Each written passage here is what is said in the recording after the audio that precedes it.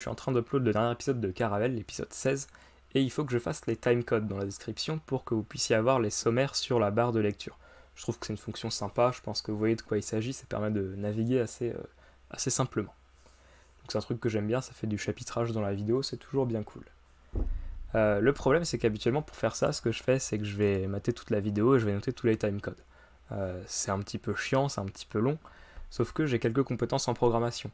Donc j'ai automatisé le truc, j'ai fait un script, c'est incroyable.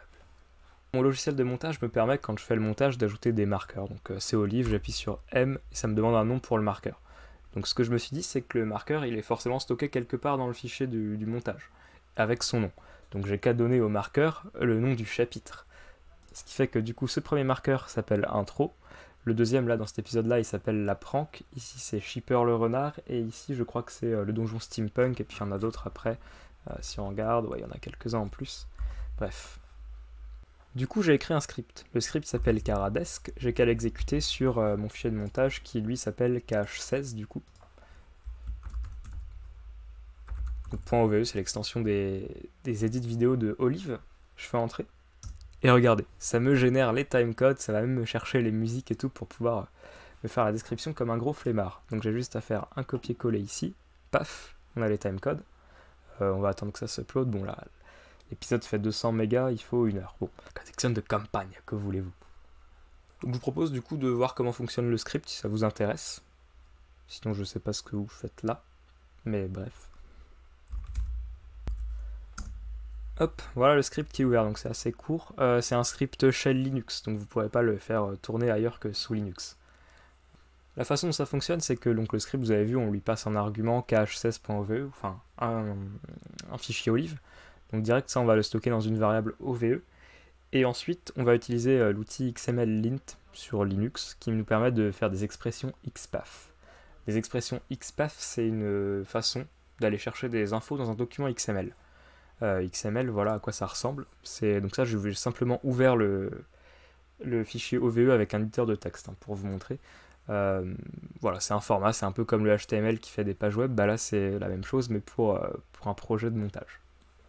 Donc voilà, là on a par exemple la racine de l'élément c'est project, et puis après ensuite on a des attributs, là, enfin des éléments, là on a version, un autre élément URL, ensuite folders, donc là il n'y en a pas, puis media, donc là c'est par exemple tous les fichiers que j'utilise.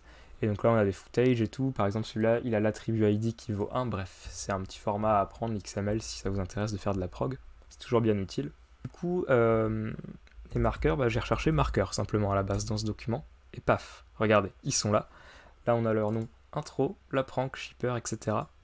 avec la frame à laquelle ils sont. Donc je me suis dit déjà, bon, là j'ai tout ce qu'il me faut. Il me faut juste le framerate pour pouvoir ensuite avoir une valeur en minutes secondes. C'est ce que j'ai fait. Je suis allé chercher le framerate, donc /project sequences. Ensuite, je prends la première séquence. Donc la séquence, c'est ça, c'est la timeline. Si je regarde sequence, voilà ici, la séquence 1, ici, c'est celle que je vais chercher ici, vous voyez, séquence 1. Oui, pardon, ici, séquence 1, et je cherche l'attribut framerate. Bon, bah, framerate, où est-il ?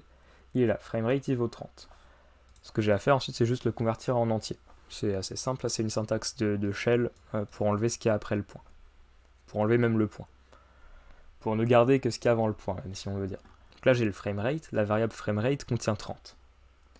Ensuite pour les timecodes, bah, je suis juste allé chercher avec le XPath tous les marqueurs. Et tant qu'il y a des marqueurs, ce que je fais c'est que je vais chercher la frame. Donc je prends l'attribut frame du marqueur. Voilà, ça par exemple 0, 430, etc. Ensuite je la convertis en secondes, donc en divisant simplement frame par le nombre de frames par seconde. Puis je convertis cette valeur en secondes en date sous le format minute seconde, donc avec la commande date de Linux. Puis je vais aussi chercher du coup le nom du marqueur, et ensuite j'affiche juste le nom, un tiret et le timecode. C'est le format que YouTube accepte. Bon, en plus de ça, vu que je suis encore plus flemmard, j'ai fait en sorte que ça aille me chercher la musique du projet. Toute la musique qu'il y a dedans. Là par contre, bon, je pourrais aller voir dans tous les... je crois que c'est footage. Ouais, tous les footage pour aller voir tous les MP3 et tout. C'est une option. C'est vrai que moi, ce que j'ai choisi, c'est que en général, toutes les musiques que j'utilise dans Caravelle, elles viennent de mon dossier music.